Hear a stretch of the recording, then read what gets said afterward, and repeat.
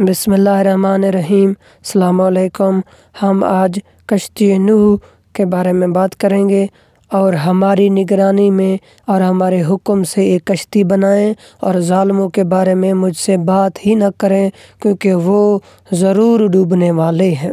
پارہ نمبر 12 میں اللہ تعالیٰ سبحانہ نے حضرت نوح علیہ السلام کو وحی فرمائی کہ میرے کہنے کے مطابق ایک کشتی تیار کریں اور ان لوگوں کا میرے سے بات ہی نہ کریں جو ضرور ڈوبنے والے ہیں۔ مسیحی علماء نے اس کشتی کے طول و عرض کی تحقیق کی ہے۔ اس کی لمبائی 500 فٹ، عرض 27.5 فٹ اور اونچائی 52.5 فٹ تھی، جبکہ اسلامی روایت سے اس کے مختلف ہیں۔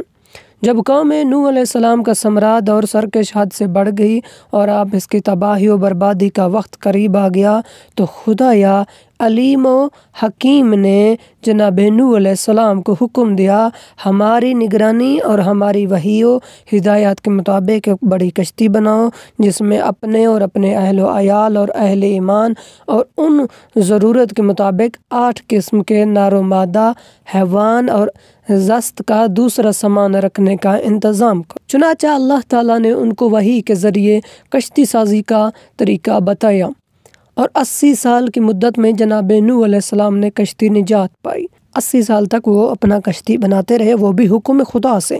روایات کے مطابق اس کی لمبائی 1200 ہاتھ، چوڑائی 800 ہاتھ اور اونچائی 80 ہاتھ تھی۔